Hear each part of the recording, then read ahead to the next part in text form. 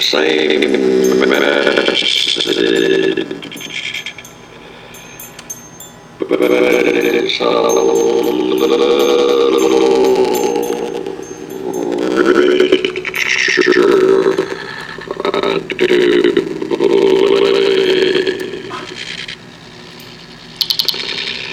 And I'll call this one our only eternal hope. Now, the media these days are saturated with news of lethal biological agents, deadly chemical weapons, and even nuclear bombs as a possibility for use in the war in which we find ourselves involved.